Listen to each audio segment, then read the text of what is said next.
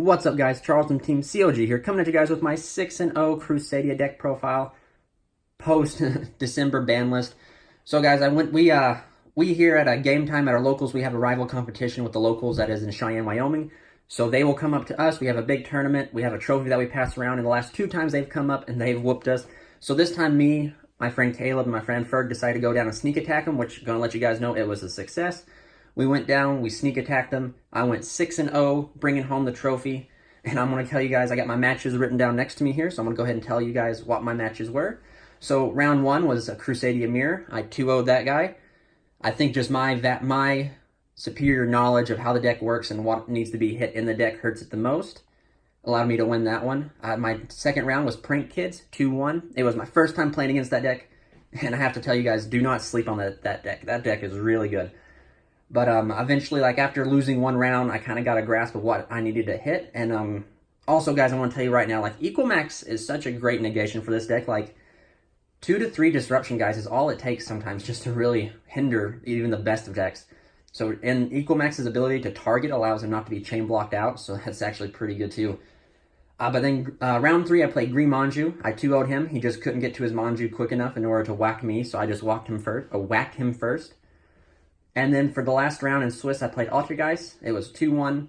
And pretty much my side deck, guys, is very strong for Altergeist. It's not all bent around Altergeist, but I have some pretty strong side deck options that can hurt Altergeist.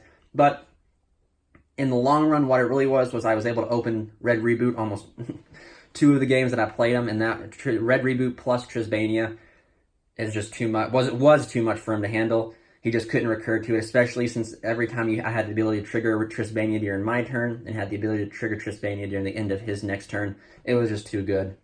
So we go on to top 4, guys. In top 4, we just had 2 rounds. Altergeist, I played again. I 2-0'd them again. And like I said, guys, Red Reboot plus Trisbania was too strong. Like the Red Reboot floated to my hand. But like I said, my side deck is pretty much has just an awesome rail round against Altergeist. So either or. If I would have saw anything in my side deck, I was going to be put in a good spot. Then Prank Kids again, 2-1 this time. Had a better understanding of what to hit in the deck and what to stop. And the deck is just so resilient, guys. It just floats and floats and floats. But in the end, I was able to OTK him with Regulex, which is one reason why Regulex will never be bumped down to anything less than 2 in my extra deck. But anyway, guys, it was a great weekend. 6-0, brought the trophy home to game time. It was an awesome event. I was all the top players that the players I played in Cheyenne was like the top players there. So it was a really good, it was not no, what do you call it, scrubby players I played. They were all really, really competitive players. So it was a good event. But before I get further in the deck profile, guys, remember, check out our description for our sponsors, Game Time Cards and Collectibles. And if you guys want fully customizable field centers, I will leave her email in the description below. So please get your fully customizable field center today. So we're just going to jump on into the profile. 3 Maximus. So Maximus is still here to stay. He's my favorite Crusadia monster. His artwork's beautiful. And anything else every profile I give you, I always tell you this is my favorite card. But with the new ban list coming out, Callback coming back up really helps this deck out a lot. Nothing really has changed. I really picked up a bunch of cards this weekend to actually go overall give like a kind of different take on the deck, I want to say. So it's just pretty much just giving you guys this tournament report, and then it's going to be going back to testing pretty hard with this deck and figuring out an ideal build for the new format. But continuing on, we're going on to Crusadia Draco here. Crusadia Draco is your recursion from the graveyard. At this locals, guys, I ended up having to add back extra deck monsters so I could keep going, because I was just getting so far. Like I wasn't able to, in a few games, I wasn't able to one-punch. I was able to put some damage on, not able to one-punch because they ashed my Magus, so I couldn't get to my Maximus, so I was just putting on like 4,000 damage on. So eventually, when you have to link climb so much, I ended up having to add back my extra deck monsters just so I could link climb again. But nevertheless, this card should have been super in the OTS 9-pack. We won't get into that right now, guys, because I'm very disappointed in the OTS pack, but he should have been super in that pack, but we can't complain. It's already done. Moving on, we play 3 Crusadia Arborea. Arborea is our way to win against Prank Kids Butler. The ability to protect your Equal Max and protect your Crusadia cards from that guy is really good. I've actually considered, if Prank Kids do become a prevalent problem in the meta, it actually might be worth running a Reinforcements of the Army and a Foolish just to get this to grave or get this to your hands so that you have it in the graveyard to protect your stuff from the Butler. We play 3 Leonis, and we're still playing 3 Leonis because I still am opting to play the Rescue Cat engine. I think that any deck that can make Rescue Nat Beast first turn is still good, especially since Sky Strikers are still going to be like the #1 deck, and Prank Kids are probably going to be up there also. And since Prank Kids are a Heavenly Fusion deck, have the ability to negate like Prank Kids House, their Fusion spell, the token generate lets you draw, Polymerization is just really good. And then just as my argument still stands, Rescue Cat and that engine just gives it a better going first. But it was really good. There was a few times that I opened, I think, multiples of these guys, but never opened Rescue Cat with it, so it's all right. We're moving on to the last 2 Crusadia monsters, 2 Reclusia. So Reclusia here didn't really do any much work at all this weekend. He was just a normal summon to add back. I never had to chum block with his effect. I never had to pop anything with his effect. So I still think this is the perfect count right here. I think this right here is just the perfect ratio of Crusadia monsters. I don't think you need 3 of Reclusia because Reclusia doesn't do you much going first. I think if you ever opt not to play the Rescue Cat variant, if you choose not to, you don't need to play 3 Leonis. It's just if you do play Rescue Cat, play the 3 Leonis. Arborea is just, she's your tuner. She's too good not to play. You really kind of want to play her at 3. She's protection. And then these 6 right here, Maximus and Draco, are essential to the deck. So, but I don't know if I'll fumble around with these numbers. I don't know when I start testing if any of these will come out. I think this is a solid count for Crusadia monsters. Moving on, we're going to go into the World Legacy cards. 1 World Legacy World Crown. World Crown is really good. It's a form of disruption for your opponent's turn, and it's a negation you can end on. I've always been pro for World Crown, even when people were saying, some people still don't play this card, and I actually think I might do a discussion video on this and do they're not really combos, they're kind of, do a few, combos, I guess. Do a few combos with World Crown to show you guys like the full extent to World Crown. It's just World Crown plus 2 Crusadias equal just massive damage going second, or just equals a form of 2 disruptions going first. So I might just do a video kind of showcasing this card, because notice some people still don't play it, and some people opt to play 0 of it, but I think you should. It's just so good. It's special summon itself from the hand. It's another monster that can trigger off your Crusadia monsters. It is really good. Moving on, we will move over here to the World Legacy World Lance. I've been testing this card for a while with the Crawler, and guys, Crawler is going to stay. Crawler is phenomenal. I can't believe people were saying Crawler is bad or Crawler is not that great. Crawler is just great. And World Legacy World Lance is phenomenal too. Also, take note, guys, that the 3,000 decrease has nothing to do with your guys' monsters. So, like, all the Crusadia monsters gain the combined attack of all, or, yeah, well, how does it go? Crusadia monsters gain attack equal to the combined original attack of all monsters they point to. So if you World Legacy World Lance a monster and decrease it by 3,000, it's still the Crusadia monster you have is still going to gain whatever attack it is. So like essentially, if you give your opponent a Dogoran, which is a 3,000 kaiju, you attack into it, you use Lance on it. Essentially, you're still going to keep the 3,000 attack, and that monster will become officially 0. So that's how I was able to win my last round against Prank Kids. So this card is great, having the ability to search it off a Crawler to allow you to ditch it and protect your Crusadias from battle. And also take note, guys, that this is just when a Link monster battles, so it can be your opponent's Link monster as well. Now to kind of the other engines, we're playing 3 Rescue Cat and 1 Bambi here.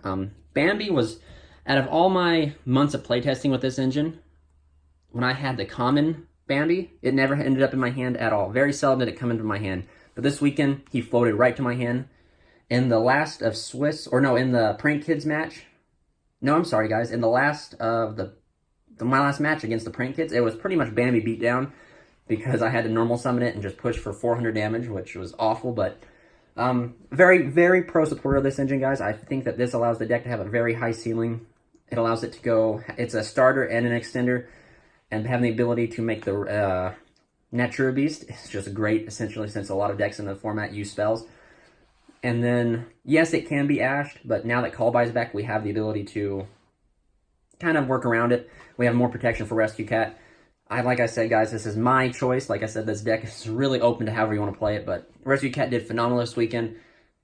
I think it only got ashed once, and even when it got ashed, I still was able to win because not a lot of decks can put on a lot of damage like we can. So, phenomenal. I really enjoy the engine. I think Rescue Cat engine will be here to stay. Moving on to the Kaijus. We're playing 4 Kaijus here. 2 Gamma Seal, 1 Dogoron, and 1 Kumungus. This has been my lineup since I think like 1 month after the deck released. I enjoy this lineup. However, there's a few times within I think we might want to side in more, especially against Sky Strikers. We want to side in more Kaiju so that we can Kaiju them and potentially turn off all their set stuff like their Widow Ankles and everything. But it's really good. I like this count. I would never cut down play any less. I would actually play more if I had the room to or had the option to. So that's my opinion. When Guard Dragons come out, you can play like Kyoto Waterfront and pretty much do the same thing World Chalice does with the Gamma Seal and float it out to end on like 2 or 3 negations with it. Moving on, guys, we're just still play 3 hand traps. You kind of have to play hand traps. I do think Impermanence is going to go into the deck. I was able to pick up some of those this weekend. And I think Impermanence is going to go in along with Ash Blossom. I've kind of been a pro advocate for not playing any more hand traps than this. But I don't know, guys, like there was so many times, I think I only saw it like 2 games out of the entire day. There was so many times I really needed a hand trap, and I didn't have one. And then, believe it or not, the times that when I did see Ash, I saw it in multiples. So, I don't know. I think I'm going to up the hand trap count a little bit more. But Ash did phenomenal. I still think you have to play hand traps in this deck, because even if you do kind of want to have some form of interaction on your opponent's turn, even if you are going second. Now we're just going to go on to the spells, guys. Really, nothing's changed. We still play 1 Revival and 2 Power. Power is also another way for you to protect your stuff from the Butler. Power is also a way for you to protect yourself from any of the Sky Striker stuff, the Altergeist bounce. It allows you to protect yourself from almost anything, to be honest with you. But do take note when you do use Power, and if you have not applied your Crusadia's effects to your Link monsters, they will not get the effects. But if you already have the effects applied to it, they keep the effects. And against the mirror match, I knew exactly what I needed to do. So he made me go first. I made my equal max with a negate. He made his equal max, and then I pretty much, as soon as he summoned his equal max, I used my equal max to negate his. He chained a power. Then he played the field spell, and then summoned exactly the exact same monsters that I had pointing to mine to his. And he couldn't get over mine because mine was 500 stronger because his equal max was unaffected by the field spell. So it's just something to note. Just pretty easy to play. I'm very iffy. Like, this is one of the cards I always think if I have to cut any card for something, I'll pull out a Power. But I really do like Power. I think Power is great at 2. You kind of need it to play into opponents' boards. It's searchable, so I guess that's kind of makes it justified to play 1. But I don't know. Testing will definitely see what happens to Power. Moving on. 3 Insta-Fusion. I don't think anyone's still questioning about Insta-Fusion. Insta-Fusion allows you to get Thousand Eyes Restrict. And then when Savage Strike comes out, it allows you to get Theseus, which allows us to make the Boral Synchro monster that's in form of negation. So it's really good, guys. However, I do think open multiples is bad. And we were playing 3 because Call by the Grave was at 2. And now that Call by the Grave is back, I think this is one of the cards that we can cut down to 2, just because now we have Call by to protect our stuff. In a sense, this card is really good because it is another monster, but I don't think it's one of those cards you do not want to open multiples of, and that's happened to me quite a bit. However, sometimes when I have open multiples, it's all right, but it's I only played 2 targets for it, and it was the only reason I played it at 3 was to see it, so I could get to the Millennium Eyes Restrict, because Call by was at 2, but now that Call by is at 3, I do think we might cut 1 and just play 2. So we will just keep moving on. Now, back to the card that we all missed that should never have been hit in the first place. Call by the Grave. It's now back at 3. This is essentially what this ban list did for this deck. It gave it an extra boost, which is really good. Not much to say. It's nice to have it back at 3. Having it back at 3 just allows us to kind of cut some cards to make room for more cards and kind of improve the build for the new format. I love this card, guys. If I go first, I love seeing it because you can set it as a form of disruption. I love it when going second because along with Power and Call by the Grave, you're destined to get your OTK off, and it's really good. Glad it's back at 3 where it belongs. Moving on, we kind of cut down on Twin Twisters. So I know that originally my previous builds I was playing 3 out of fear of Altergeist and just back row decks, but when Call By came back, I really had to find room for. I had to find room for it, and I couldn't justify cutting anything else at the time. So I decided to cut down to 2 Twin Twisters because a lot of times in testing, I would open like 2 Twin Twisters, and I'd end up discarding Twin Twisters off Twin Twisters, and I thought that was just that was really a neg. So I decided to play 2 of it, and it worked phenomenally. It was always in my hand when I needed it. I never had it in multiples, which was nice. I only saw it in just onesies, never saw it in twosies. So that was really nice. I do side the third because, you know, just back row decks are a problem, so you do kind of need to see it. Succession, the Searchable Monster Reborn, and then Monster Reborn. So these guys are really good too. You play a lot of extenders, not gonna lie. Insta-Fusion I classify as an extender also, so you play a total of like 5 extenders, which is really good. Succession is just really good because it's searchable off a crawler, and Monster Reborn is just Monster Reborn. I really do like Succession, guys. I think Succession is really good. It's really good. If you're forced to go first, you set the crawl, you have the ability to search a Succession, which allows you to follow up your next turn with an OTK, which is really nice. Moving on. 1 Crawler. Crawler is what allowed me to win all my Altergeist matches. Having this have the ability to summon itself to a zone that Trisbania points to, search yourself out Succession, Crown, or Lance, and then just blow up your opponent's entire set back row is just great. Excuse me. It's just really good. A lot of people don't like this card. I like it. Like, I don't even think it's worth siding. I think even if you're going second and you know you can't OTK, just search this. Because, you know, like, you should, before you shoot for damage, you should essentially have the math down. So, like, if I know, I always do the math. So I go, if I have Ecomax with a Maximus and a Leonis with a field spell, and he has a monster, am I going to be able to kill him? Do I need to search the field spell at that point with Regulex? Because you search this with Regulex, and it's when, before I go into my Ecomax, I make sure that I can kill him with the field spell. And normally, if I can't kill him with the field spell, I'll just set Crawler because it's just safer that way. And then if I know I can kill him with the field spell, I just add the field spell instead. So Crawler's really good. It's amazing going first. And then for the last trap, guys, we are playing 1 Vanguard. Vanguard is good.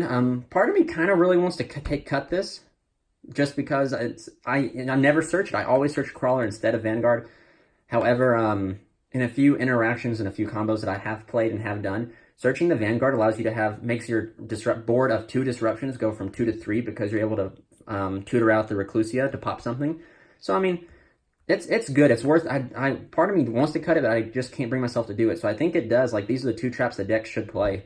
Now, if you do have Infinite Impermanence, I do think you should play Infinite Impermanence in the deck, just because I think Infinite Impermanence is a great card, because you can never guarantee the die roll. So you have a hand trap that you can play if you're going second, and you have a card that you can set when going first that does work. So that's my 2 cents on the traps in the deck. So moving on to the extra deck, you got to play your tokens. So we'll go on. Still standard, 3 Magus, the combo starter, pretty much the starter of the deck, allows you to search any Crusadia. 2 Regulex, he searches your spell and traps, and then I guess Magus, for those who don't know, Magus searches the monsters. A Regulex searches your spell or traps, which is really good. You normally add Vanguard. I normally add Power, Revival, or Crawler off of it. I mean, like, I'm being 100% honest, guys. You never really add Vanguard. I personally have not been adding Vanguard. I've been adding Crawler, and Crawler just has allowed me to win so many games. But it's really good. You can actually facilitate OTKs with him on his own, which allowed me to win my last match against the Pring Kids. So I think after that, I was kind of contemplating, like, could I cut Regulex down to 2 or down to 1? And that decided. Regulex will always stay at 1.